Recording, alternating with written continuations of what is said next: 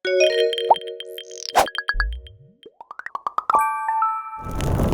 วัสดีค่ะพวกเรานักแสดงจาก Modern Her Project เรื่อง Love Young Dream Series เพื่อเธออีกครั้งค่ะมีพัฒน์ พัทรนันท์ค่ะรับบทเป็นเลเน่ค่ะเอย่าอรพันธ์ค่ะรับบทเป็นรันค่ะวันนี้เราจะมาทำอะไรคะวันนี้เราจะมา reaction EP 5 กันค่ะหลังจากที่คราวที่เราดู EP 4 ไปนะคะรู้สึกยังไงบ้างคะตอนนี้โอ้โหเอาจริงๆนะครบรสมากใน EP 4 นะคะทุกคนจะได้เห็นความรัก ความมาคุต่างๆทางอารมณ์แล้วก็มีความหวาดเสียวด้วยในช่วงที่เราแบบว่าเข้าไปแบบมีการแอคชั่นกัน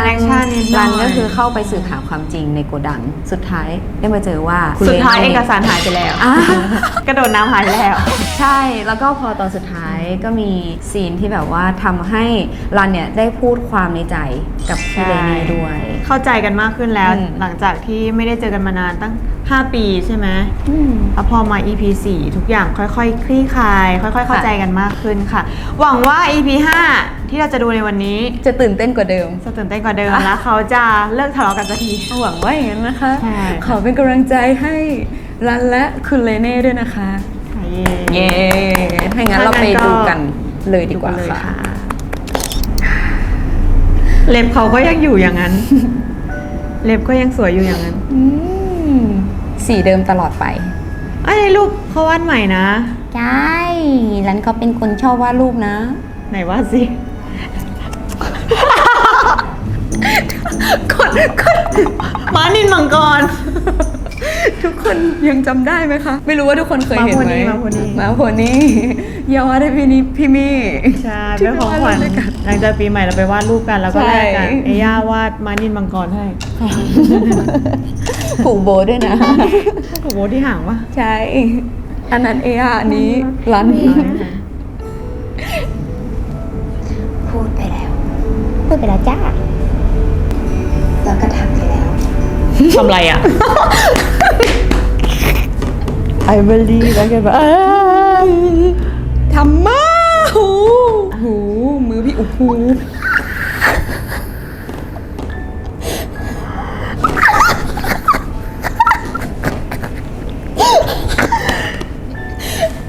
หนูเขินตัวปิดเลยเห็นไม่นั่นแบบซีนนี้เราถ่ายตอนเราถ่าย NC ไปยังนะคะน่าจะยังเนาะใช่ยังเก็บสมองก่อนไหลเก็บลูกผมแล้วตรงเนี้ยกันไม่ได้โง่นะพี่เลชุดนอนเขาก็นะหนูทำต้องได้ชอบไหมคะกันก็จะทำทุกอย่างให้ไม่กลับมาเสียใจอย่างครั้งที่แล้วจริงๆนันไม่ทำอะไรเลยนะคนที่ทำอ่ะก็เลยในครั้งที่แล้ว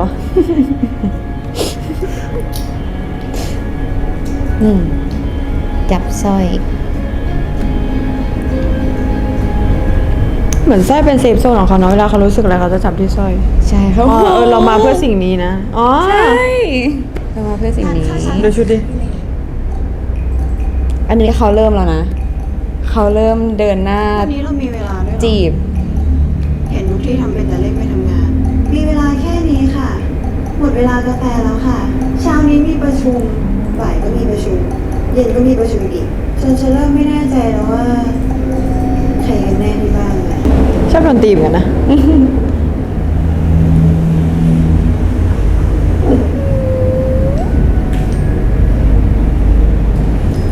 ชุดนี้อีกแล้วย่าชุดซีทรู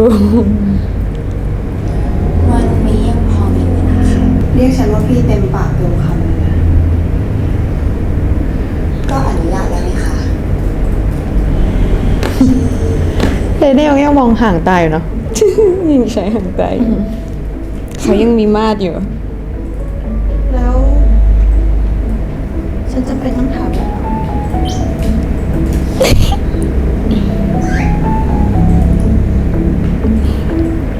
ยิ้มมุมปากเขาเห็นนะ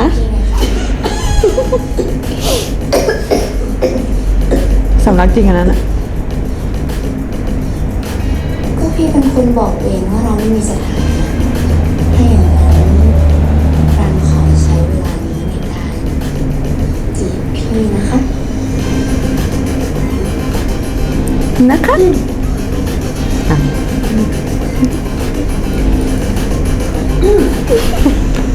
ไอเด็กนี่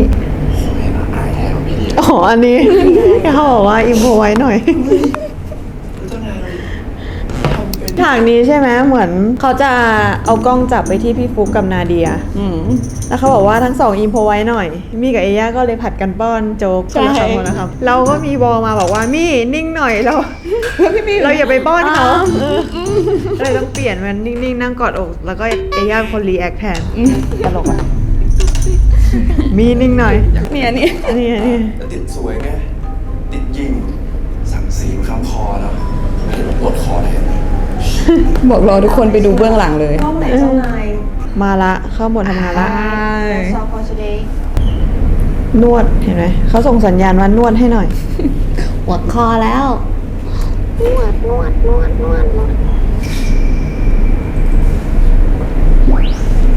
โอ้ยวิวสวยมากเลยข้างหลังอ่ะ นุ อันนี้เฟรมสวยมาก จริง ไม่ออกไปหรือไง บรรยากาศตอนถ่ายก็ดีเนาะข้างนอก ค่ะ เพื่อพี่เลอยากเรียกใช้อะไร ไม่มีนะ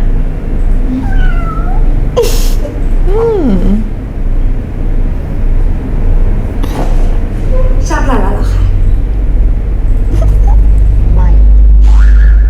เดี๋ยวตามพีมาให้หน่อย แค่นั้นเหรอ แค่นั้นสิ ต้องมีอะไรด้วยเหรอ ก็คิดว่าจะพูดอะไรซะอีก กระโปรงสั้นมาก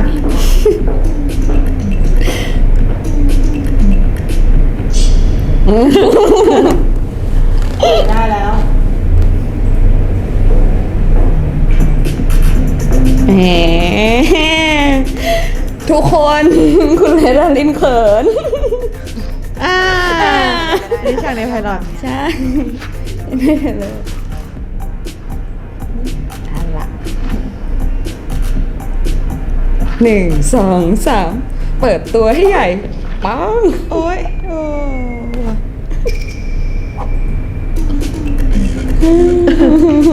ไงนะอุ้ยทำไมคนเลนนี่ผมสั้นจัง ถ้าผมไม่รับไว้เนี่ยป่านนี้หัวฟาดพื้นแล้วนะ ขอบคุณหรือยังขอบคุณเขา ขอบคุณอยู่ ขอบคุณก่อน ครั้งหน้าขอเนียนกว่านี้นะครับ นี่ อีเด็กนี่ นี่ ชอบมากชอบยิ้มมุมปาก นี่ค่ะข้อมูลที่พี่เนได้ขอไว้นะคะ เฮ้ย แล้วก็เริ่มติดตาม แกงออฟฟิศ รายการตามนี้เลยค่ะ นี่เขาเตรียมพร้อมนะ มีอะไร ก็ดีใจอะค่ะพอดีเห็นคุณเลนนี่อะมีเลนขายที่รู้ใจก็มี ปกติเนี่ยเขาที่แฟนคุณเนเน่เนี่ยอยู่ได้ไม่เกิน3 คน โอ้โห นี่กำลังจะบอกว่าฉันไม่มีความอดทนหรือไง ข่าวค่ะพวกเราไม่ได้คิดแบบนั้นเลยค่ะ จริงๆครับสาบานก็ยังได้ รันว่าทุกคนไม่ได้หมายความแบบนั้นหรอกค่ะ จริงค่ะลูกรัน ใช่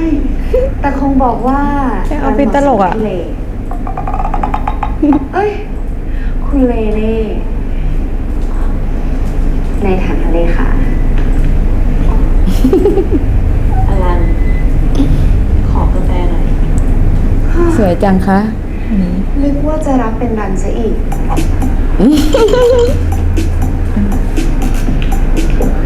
กระโปรงสั้นมาก ทุกคนคำว่ากระโปรงสั้นมากได้หลุดออกจากปากพี่มี่กี่ค คุณเนเน่ยิ้มอีกเปล่าครับ ำเค้กกระโปรงสั้น คนนี้แหละ นิ่งทำไม ทำงานกันต่อสิ คนละมูดเลยเนาะ เฮอร์โมนเลย ต่อแล้วได้ทำ เอาเอา คนละมูนเลยนะเราคนละมูนเลยนะ จำฉากนี้ได้ป่ะที่เรานั่งคุยเล่นๆกับ กับพี่ๆ กับ อะ พี่ๆอินฟู ใช่ แล้วคุยเล่นตลกมากแต่พอเข้าซีนปุ๊บต้องนิ่ง ต้องอย่างเงี้ย แล้วนิ่งไม่ได้ ทุกคนจะเห็นเวลาฉากที่หันไปมองข้างอะไรเงี้ยหันมองไปนู่น แต่พี่ๆเขาอยู่ตรงนี้แต่หันมองไปนู่นเพราะว่ามองหน้ากันไม่ได้มองหน้าและขำ อันนี้จริง ต้องไปดูใน behind the scene นั่งขำกันไม่หยุด ใช่ จะมีโมเมนต์นั้นนะเยอะมาก ที่แบบ พี่อยู่อย่างเงี้ยตาแข็ง แล้วก็นั่งมองหลบสายตา จะหลุดข ใช่ ำอันนี้วิชชี่ตลกมากจริง จริง สนุกมากทุกคนแบบเล่นตบมุกกันสนุกมาก อันนี้ก็คือเป็นโมเมนต์ที่น่ารักด้วยเนาะ ใช่ พอเห็นแล้วแบบรู้สึกว่ามันมีความแบบคลายเครียดผ่อนคลายนิดนึงจริงๆฉากในออฟฟิศดูแบบสนุกเพราะตอนนั้นเรามีเพื่อนเยอะด้วยแต่พอได้ถ่ายเรารู้สึกสนุกกว่าสถานที่อื่น ใช่เพราะว่าอื่นๆจะเป็นแบบมูดแบบว่ามีความดาร์กนิดนึงมีความเครียด อันนี้จะดูแบบผ่อนคลายออกมาบ้าง แล้วก็มีเพื่อนเล่นด้วย ใช่ ไปต่อนะคะ ไปต่อกันเลยค่ะโอ้นี่ก็สวยมากแสงสวยมากโอ้ ว้า ฉากนี้ ใคร เฮ้ย ใคร เข้ามาสิเคจโมดปะคนนี้ โอ้ว้าว ชุดนอนเขาก็นะ แล้วพี่ไม่ จะจ้องให้ทะลุเลยไหม เหมือนซีนนี้เพิ่งผ่านการร้องไห้มาเลยตายังแดงอยู่เลย ถ้าพี่เมย์ไม่สะดวก ไม่เหมือนตอน ซีน ที่ ก่อน ถ่าย หน้า ใช่ซีนก่อนห ซีน น้า ก่อนหน้าร้องไห้มา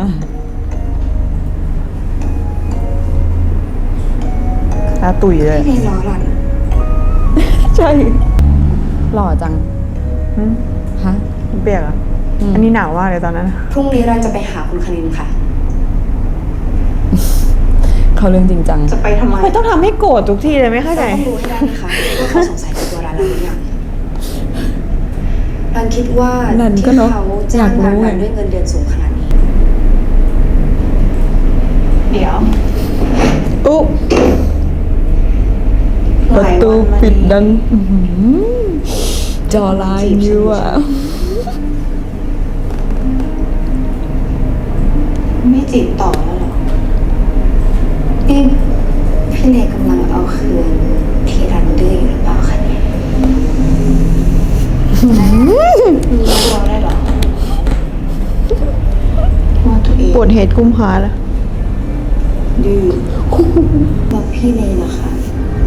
รู้ตัวหรือเปล่าว่าตัวเองเขางี่เง่า อ้าว เด็กมัน ลัน ปาก ก็ เก่า สู้นะ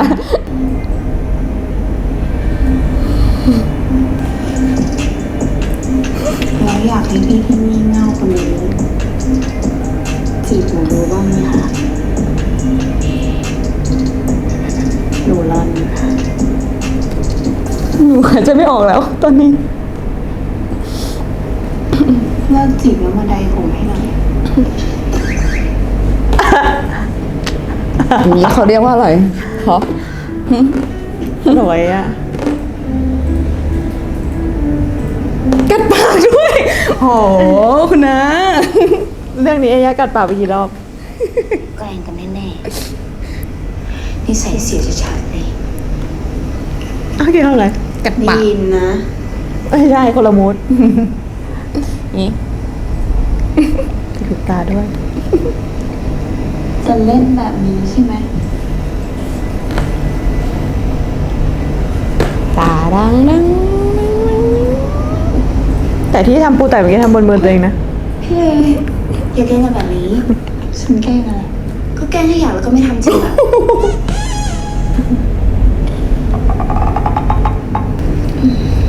หลับแล้วเหรอ พี่จะหลับแล้ว น้องขอนอนด้วยได้ไหม เหมือนลูกเลย เป็นเด็กแบบนี้ตั้งแต่เมื่อไหร่เนี่ย พี่ดีใจนะ ที่รันยังเหมือนเดิม คิดถึงตอนนั้นเนอะ ง่วง ตอนนั้นคือแบบง่วงแล้วก็แบบ นี่ซีนสุดท้าย นอนส ปะ บายมาก ใช่ อันนี้ซีนสุดท้ายก่อนกลับบ้าน มีอะไรหรือเปล่าจู่ๆบอกไม่ วันนี้เรียบร้อยนะ วันนี้เป็นเวลา เวลาเจอพ่อจะเรียบร้อย ใช่ เรื่อง ทุก ที่ คน คุณ ดู เค นะ ยบอกว่าถ้าคุณเลย จริงๆเขาก็รู้แหละว่ากระโปรงมันสั้นอ่ะแต่เขาก็ตั้งใจใส่ รู้เขารู้ไงว่า อืม คุณเลดารินชอบแบบไหน คือว่า อ๋อ เกิดอะไรขึ้นในห้อง ซีนบันได พ่อฉันทำอะไรเธอหรือเปล่า หมดแรงอ่ะ อารมณ์เหมือนกลัวมากแล้วก็แบบ กลัวทำอะไรไม่ถูก พ่อพี่ดูเชื่อรันด้วย พี่ยังทำได้ กี่โมง ทำได้แล้วไม่ยืนหน้าซีตัวสั่นแบบนี้เนี่ยนะ เลเน่เขาก็ห่วงอะ เป็นซีนที่เติมลิปใหม่แน่เลย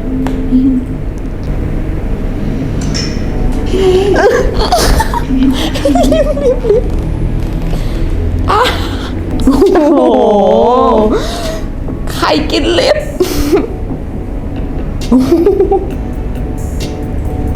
มียิ้มต่อแล้วเหรอ พี่เลยทำไมโตมานิสัยไม่ดีแบบนี้เนี่ย เอา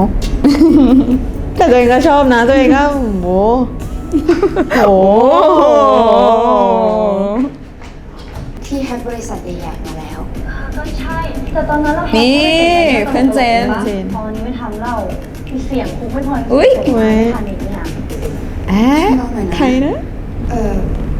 ประกัน ไม่มองอะ ประกันโทรมา ก็ไม่ได้ว่าอะไรนี่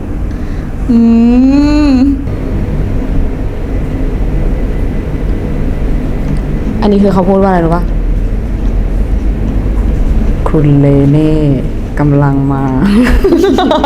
ใครวะสิวะ แล้วที่ยิ้มที่ขำก็คือ ใช่ อย่าล้ำเส้น คุณเลเน่ฝากบอกว่า ระหว่างรอซีนถ่ายพี่นะ ใช่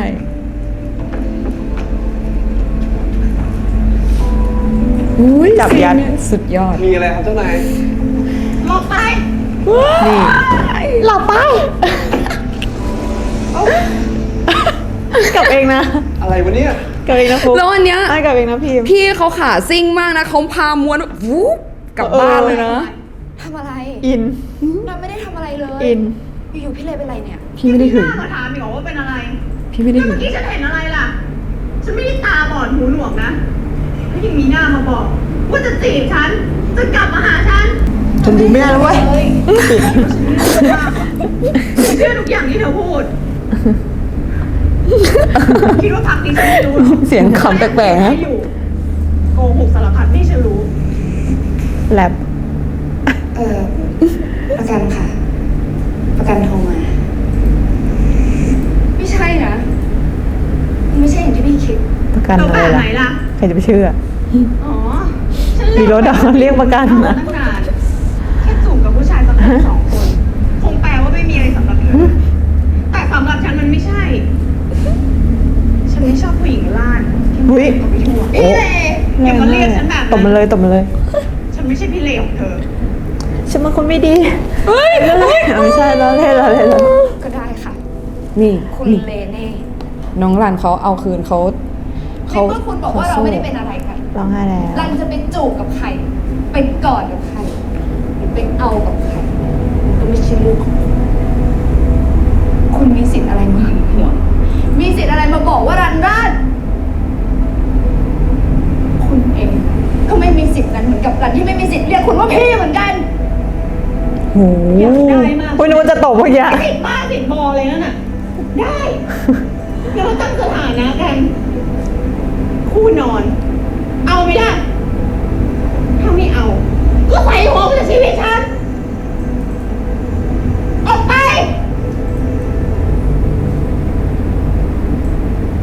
โอ้ยคุยกันดีๆสิ คุยกันดีๆก็ได้นะ ทำไมต้องทะเลาะกันนานๆ โอ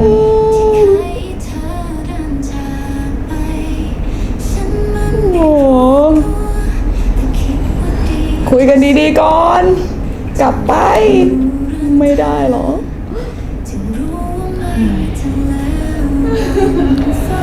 เราจะคุยกันทำไมในเมื่อเราต่อยกันได้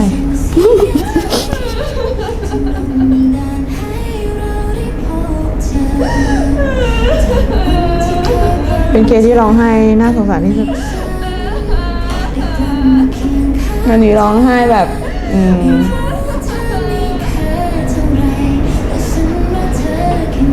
คิดได้แล้วเหรอ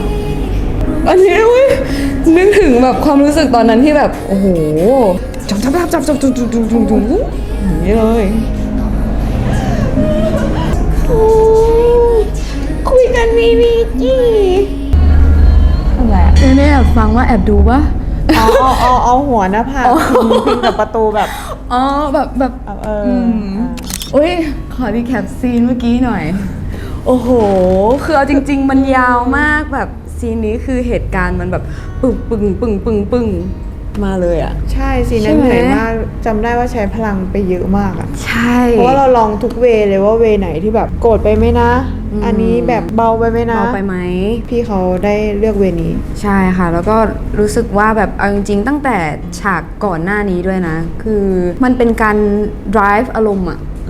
ตั้งแต่พี่เลแบบถึงแล้วอะไรเงี้ยจนมาถึงตอนเนี้ยมันก็เลยทำให้รู้สึกว่าแบบโอ้ว้าวแบบเป็นจุดระเบิด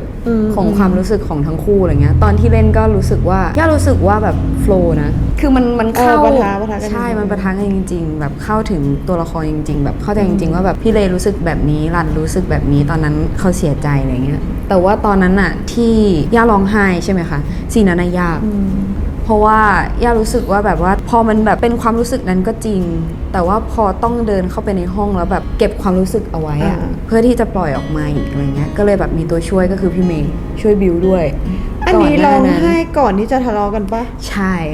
ซีนเนี้ยตอนเราถ่ายอ่ะเอย่าต้องถ่ายซีนร้องไห้ ร้องไห้ก่อน แล้วค่อยไปตรงนู้น ใช่แล้วค่อยไปทะเลาะมันก็เลยเหมือนแบบไม่ได้คอนติเนียกัน ใช่ แต่สุดท้ายแล้วก็คือ แต่มันคอนติเนียกันนะพี่ ใช่ เพราะว่าแบบเนี่ยค่ะได้แบบว่าบิวแล้วก็ให้พี่เมย์อ่ะพูดใส่แทนพี่มี่เพราะตอนนั้นพี่มี่น่าจะกำลังแต่งตัวหรืออะไรอยู่ข้างล่าง ต้องไปเปลี่ยนเสื้อผ้า ใช่ ชุดใหม่ ไปเปลี่ยนเสื้อผ้าก็เลยแบบปังมาโอ้โหใช่เลยก็เป็นซีนนี้ ต่อไปเป็นซีนที่จะเกิดขึ้นแล้ว เลเน่ ก็คือ เขายอมอ่อนล เล ง เน่ บ้าง เขา ละ อ่อนลงแล้ว หลังจากที่ แต่เมื่อกี้สงสารพี่เลเน่มากเลยอะเขาไปยืนอยู่หน้าห้องอะ แล้วไม่ขอเรียกร้านเปิดให้หน่อยเปิดให้หน่อย เหมือนเขาก็พูดนะว่าขอโทษอะ อืม แต่ว่า มีกุญแจบ้านนี่ทำไมไม่เปิดเข้าไปล่ะเปิดสิเดี๋ยวใช้เทียนเพราะเทียนไข เทียนไขไงเฮ้ยเทียนไขนี้ปะคะหรือว่าเทียนไข Nope ตลกนะ ไปกันต่อ ไปกันต่อ คุยกันหน่อยได้ไหม อุ้ยเสียงอ่อนเลยนะ คุณเลเน่จะรับอะไรหรือเปล่าคะ รับรันหนึ่งที่ค่ะ รัน ที่นี่ที่ทำงานค่ะ เดี๋ยวคุณจะหาว่ารันไม่มีความรับผิดชอบ ต่อยหน้า ใช้ เต็ม เรื่องจริงทำงานได้ไม่จบ ต่อยหน้าเอามีดมาต่อยหน้ากันเลย พี่ไม่ได้ ไอเต็ม ไอเต็ม พี่พันธุ์เขาบอกให้หนูเอางานมาให้พี่ดูอะค่ะ ไอเต็ม ไอเต็มเดี๋ยวคุยกันหน่อยนะ ฮัลโหลไอเต็ม พี่ก็ทำอะไรไม่ได้เลยพี่ก็เดินหนีแล้ว จะคิดแผนใหม่ คิดแผน เดี๋ยวเอาใหม่เข้าหน้าใหม่ จิ้มแรงมาก พังแล้วมั้ง ฮัลโหล ส่งคอลเลคชันล่าสุดมาให้ฉันหน่อย ส่งอะไร พี่ อะ มันถนัดอยู่แล้วเนาะ อะไร collection เรื่องการ ล่าสุดเหรอคะ ใช้เงิน อะไรคือ ใช้เงินแก้ปัญหา กระเป๋าก็เล็ก ตัวเล็ก นั่นเดี๋ยวก่อน พี่เห็นรันใส่แต่สร้อยเส้นเดิมอะชอบไหม ชอบจริงๆเลยคนที่มันใช้เงินแก้ปัญหาเนี่ย ให้รันทำไมคะ รันมีของรันอยู่แล้ว แล้วมันก็มีค่ามากกว่าของขวัญที่คุณให้ พี่ไม่รู้ด้วยว่าสร้อยนี้มีความหมายยังไงด้วยซ้ำแต่สุดท้ายสร้อยเส้นนี้ก็ความหมายว่าพี่เลเน่อยู่ดีใช่ไหม มีเลเน่อยู่ในนั้นด้วยก็คือ มีอะไรให้ต้องคุยกันคะ พี่ต้องง้อยังไงอะต้องขอโทษยังไงเธอถึงจะยอมยกโทษให้พี่ พี่เลยนะ แล้วทำไมต้องง้อด้วยล่ะคะ แต่ก่อนฉัน คุณเป็นเจ้านาย รันเป็นเลขา ก็เท่านั้น เป็นแค่คู่นอน มีสิทธิ์เรียกร้องอะไรด้วยเหรอคะ ทำไมอ่ะ คนรถ มันจะไม่จบแล้วเนี่ย ให้งั้นเดี๋ยวรันรีบลงไปเลย เขาจะได้ไม่ต้องรอ เป็นไรนะทะเลาะกับเมียครับ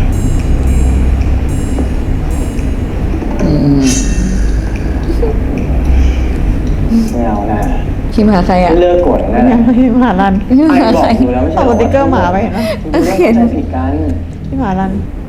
ยังไม่ส่งเลยทีนะ เออพิมพ์อะ นี่ไม่น่ารักหรอก พิมพ์ระลบพิมพ์ระลบ ไอเนี่ยเป็นเพื่อนคนเดียวในสมัยเด็กของยูเลยนะน่าน้อยใจ เหมือนแอบพิมพ์ อะไรอ่ะ ส่งยัง เลิกที่แผนหลบหลังพ่ออยู่ดีไหม เฮ้ยมากเลยอ่ะหล่อมากอ่ะทำไมหล่ออย่างเงี้ย เขาบอกให้ยิ้มมุมปากเขาบอกให้ยิ้มมุมปากตอนนั้นอะพี่ไม่ยิ้มไม่ได้นะพี่ยิ้มเขาบอกว่าเอาใหม่ เฮ้ยแต่มันหล่อมาก จำได้มากสิในที่ก่อนจะปิดกล้อง จำได้ โอ้โหว่ายิ้มใหม่ ยิ้มมุมปาก ยิ้มมุมปากยิ้มโหดยิ้มโหดเหี้ยม ยิ้มแบบยิ้มเหี้ยมอ่ะ ยิ้มเหี้ยมเฮ้ยอย่างเงี้ยแต่เหมือนหน้ามันไม่ไปตอนนั้นอ่ะ มันเหมือนเก๊กนานแล้วมันแบบมันไม่ไปอ่ะ เฮ้ยแต่มันเท่มันเท่เย้ทุกคน เป็นตอนที่โรลเลอร์โคสเตอร์สุดๆ กราฟมีอารมณ์พุ่งแล้วก็ดิ่งลงมาเลย อาจจะไม่ได้แบบนี้นะตุ้มไปเลยทีเดียว แต่ว่า EP นี้เนี่ยได้เห็นอารมณ์ของคุณเลเน่เยอะมากนะ แบบหมายถึงว่า เขามีหลายมุม ใช่ เขามีหลายอารมณ์นะจริงๆเขาไม่ได้คนหน้าเดียวนะ มีทั้งโกรธ มีทั้งหึง มีทั้งเศร้าๆซึมๆ หาง้อแฟนอะไรอย่างนี้อุ๊ยไม่ใช่ไหมนะ ส่งคอลเลคชันใหม่มาให้ ไใช่ ฉันหน่อย ส่งมาหน่อย ก็คือขอรีแคปก่อนละกันความรู้สึกของ EP นี้ย่ารู้สึกว่าครบรถเลย แล้วก็รู้สึกว่าเหตุการณ์หลายๆเหตุการณ์ตั้งแต่ที่ปูมาตั้งแต่ EP แรกอะจนถึง EP นี้ใช่ไหมคะ ก็คำมันหายไปเลยเมื่อกี้เดี๋ยวนะ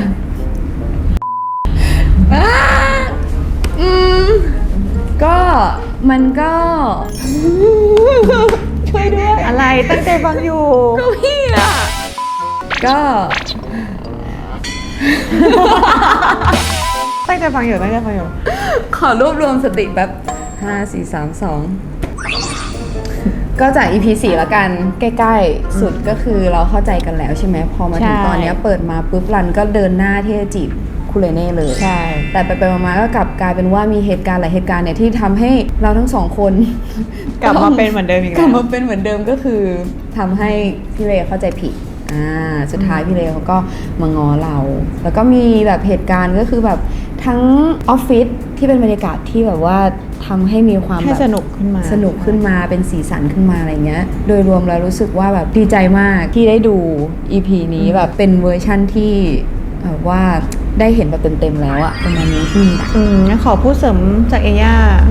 มันจะมีช่วงที่ตื่นเต้นด้วยหลายๆอย่างพอเอามาต่อกันใช่ซีนที่ยังไม่เคยเห็นก็ได้เห็นแล้วรู้สึกว่ามันดำเนินเรื่องไปแบบน่าดูอ่ะ ใช่เหมือนกันค่ะมีอีกหลายซีนเลยเนาะที่ ใช่ รู้สึกว่าแบบตอนที่เราไม่ได้อยู่ในซีนนั้น แต่ว่าพอเห็นมูดแอนโทนพอเห็นแบบสถานการณ์ต่างๆ พอได้เรียงออกมาเป็นเรื่องราวเนี่ยรู้สึกว่ามันแบบตื่นเต้นมาก แล้วก็ลุ้นไปหมดเลย จนตอนเนี้ยพอสุดท้ายแล้วกำลังจะกลับมารู้สึกแฮปปี้อีกแล้ว เดี๋ยวต้องไปรอดูกันว่า EP หน้าจะเป็นยังไงนะคะ ใกล้แล้วรอเขาใจอ่อน ใกล้แล้ว อย่างเดียว ม เดี๋ยวหาคอลเลคชันใหม่มีเลือกเป็นซีนบนโต๊ะอาหารละกันที่พี่ใส่เสื้อสีขาวแล้วน้อง อันนั้นเป็นอันแรกที่เขาเปิดใจว่าเขาจะจีบเรา แล้วเขาก็แสดงแบบทำตัวน่ารักในซีนนั้นตอนที่ถ่ายน้องน่ารัก เนี่ยสนุกตอนนั้นที่เล่นก็คือแบบว่ารู้สึกว่าพี่เขาเปิดโอกาสให้เราได้แบบทำอิมพอไวส์ด้วยเล่นอะไรแบบนี้ด้วยอย่างเงี้ยแล้วก็เลยรู้สึกว่ามันโฟล์มากของเอย่าชอบซีนไล่ตั้งแต่ร้านอาหารเลยค่ะ ร้านอาหารไปจนถึงที่พี่เลโมโหรันซีนปะทะกันซีนนั้นก็เป็นอีกซีนหนึ่งที่รู้สึกยาว แล้วก็รู้สึกว่าเป็นการแบบว่าพลิกความรู้สึกใน EP นี้ด้วยของเลเน่ที่ทำให้เราได้เห็นตัวเลเน่ด้วยว่าเขาจะหาวิธีง้อยังไงเขามีความแบบอ่อนลงเพื่อน้องรันอะไรแบบเนี้ยใช่ ใช่ แต่ว่าในตอนที่อยู่ในซีนนะคะ ก็คือซีนนั้นเป็นซีนที่ย่ารู้สึกว่าตอนที่เล่นกันน่ะรู้สึกว่าแบบเราสื่อกันได้ เราเหมือนคนทะเลาะกันจริงๆ ได้ง่ายมากๆ คือเราเข้าใจตัวละครแล้วก็เข้าไปอยู่ในนั้นแล้วรู้สึกว่าทุกอย่างมันโฟล์มากๆ เหมือนคนทะเลาะกันจริง ใช่นี่รู้สึกมันรู้สึกจริงๆอะไรเงี้ย ใช่ถ้าทุกคน ทั้งสอง ได้ดูจน คนนี้ จบเรื่องทุกคนจะน่าจะย้อนมาถึงแบบโมเมนต์ที่เราเล่นด้วยกันอะไรอย่างเงี้ยเยอะ ทุกคนแบบสุดยอดมากค่ะได้เข้ากับคุณพ่อด้วย อืม คุณพ่อในซีนนั้นก็ตื่นเต้นมากๆซีนที่แบบว่าถูกกดดัน อันนั้นก็รู้สึกว่าแบบว่าโอ้โหขนลุกไปหมดเลย คือได้ปะทะกันจริงๆอะค่ะ รู้สึกว่าสุดยอดมากๆ ก็ขอบคุณมากค่ะที่คอยส่งอารมณ์ให้หนูนะคะ ก็อยากให้ทุกคนรอติดตามค่ะ ใช่ ว่า EP ต่อไปจะเป็นยังไง คอม คอม เม เม น น ต์ ต์ มา กัน เลย มาได้ หรือว่าชอบซีนไหนใน EP นี้ก็สามารถคอมเมนต์กันมาได้ค่ะ ก็ขอฝาก Love Beyond Dream Series เพื่อเธออีกครั้งด้วยนะคะ ตอนนี้ก็ดำเนินมาถึง EP 5 แล้วค่ะ ต่อไปก็จะเป็น EP 6 นะคะ เรื่องราวก็จะค่อยๆเข้มข้นขึ้นเรื่อยๆ ค่ะ แล้วตอนนี้นะคะเราก็มีเพลงประกอบซีรีส์ของพวกเราค่ะ มีด้วยกัน 2 เพลงนะคะ เพลงแรกชื่อว่าอะไรคะ ชื่อเพลงเริ่มต้นใหม่ค่ะ ใช่ที่ร้องกัน2คนค่ะ ใช่ ทั้งเอย่า ค่ะ แล้วก็มีเลย แล้วก็อีกเพลงหนึ่งค่ะ อีกเพลงหนึ่งนะคะ ชื่อเพลงว่าเพื่อเธอค่ะ ก็สามารถ ใช่ ติดตามฟังกันได้นะคะ ทุกสตรีมมิ่งแพลตฟอร์มเลยค่ะ ใช่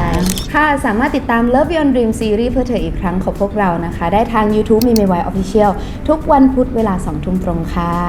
แล้วก็รับชมออนไลน์เวอร์ชันอันคันนะคะ ทุกวันพุธเวลา 3 ทุ่มตรงบนแอป iQIYI และเว็บ iq.com ที่เดียวเท่านั้นนะคะ ค่ะ